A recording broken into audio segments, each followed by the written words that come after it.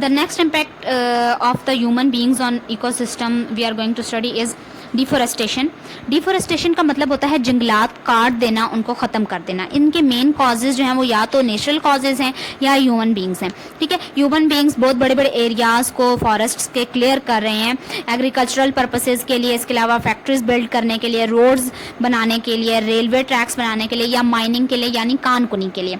ठीक है, इसके अलावा ह्यूमन बींग्स क्या करते हैं, दरख्तों की लकड़ियों को काट लेते हैं फर्नीचर बनाने के लिए या डिफरेंट अदर स्ट्रक्चर्स बनाने के लिए.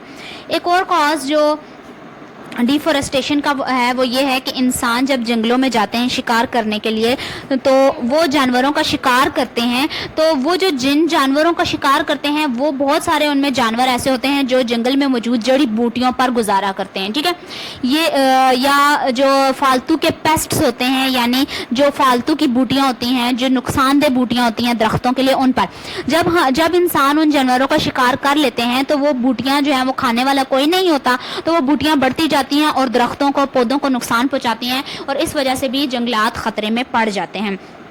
अब डिफोरेस्टेशन के इफेक्ट्स क्या हैं, इसकी वजह से फ्लड्स आ सकते हैं क्योंकि जंगलात जो है वो पानी के बहाव को कम करते हैं. इसके अलावा खुश्कसाली हो सकती है, ड्राउट्स, लैंडस्लाइड्स यानी ज़मीन जो है वो कट फट जाती है और सॉइल इरोजन कट फट जाती है ज़मीन और बहन जो है वो सिरक जाती है अपनी जगह से. ग्लोबल वार्मिंग में बहुत इसका इफेक्ट है और इसके अलावा जो जंगली जानवर हैं उनकी रिहाइश की जगह नहीं रहती. The next thing is over population. आज से करीबन 250 साल पहले ना इंडस्ट्रियल रेवोल्यूशन हुई थी यानी सन्नती इनकलाब आया था. बहुत सारी इंडस्ट्रीज़ लगाने लग गए इंसान जैसे जैसे टेक्नोलॉजी में और साइंस में तरक्की होती गई. इसके उस वक्त जो है वो वर्ल्ड पॉपुलेशन अबाउट जो है वो 600 मिलियन थी.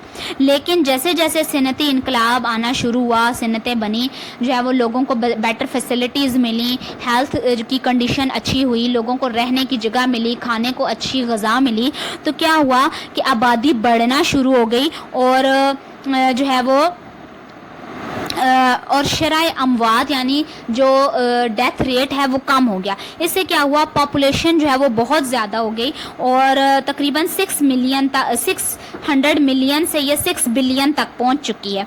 और अंदाज़ा ये लगाया जाता है 2025 तक यानी 5 साल बाद आज से तकरीबन ये पॉपुलेशन 8 बिलियन तक जो है वो पहुंच जाएगी. यहाँ आपको चार्ट्स दिखाए गए हैं जिसमें आपको डिफरेंट ईयर्स की पॉपुलेशन दिखाएगी. तो आपको आप देखें 1981 से लेकर 2010 तक जो है वो पॉपुलेशन कितनी ज़्यादा हो चुकी है. ठीक है, 1981 में जो पॉपुलेशन थी वो 85 मिलियंस थी.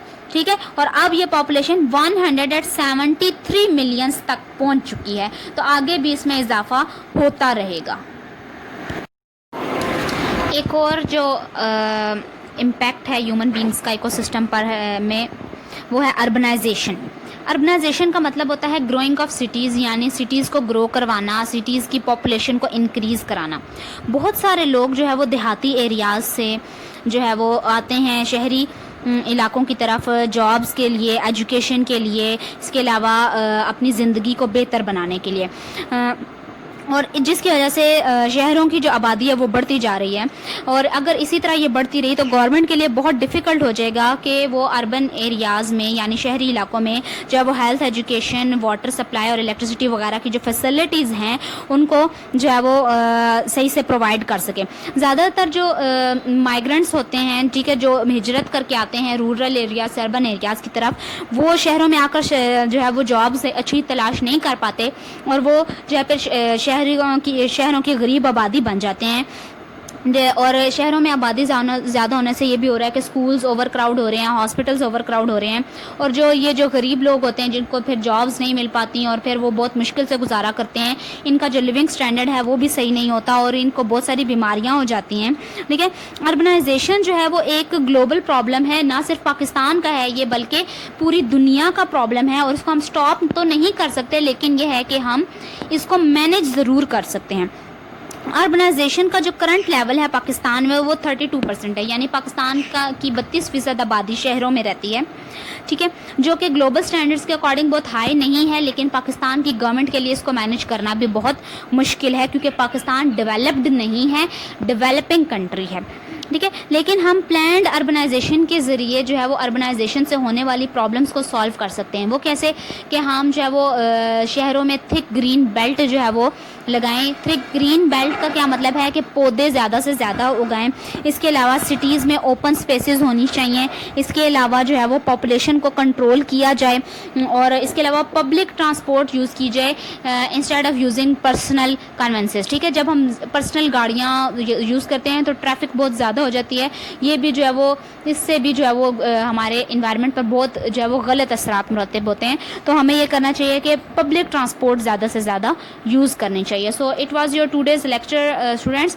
In today's lecture we have studied ecosystem balance and human impact. I hope you have gotten all the points clearly. And if you find any difficulty in getting any point in this lecture, you can ask freely to me. Okay. Please do learn all the topics carefully and do their HA on your rough register. Allah Hafiz. Take care of yourself. Take care of your family. Stay home. Stay safe. Subhanakallahumma wa bihamdika ashhadu an la ilaha illa anta astaghfiruka wa atubu ilaik.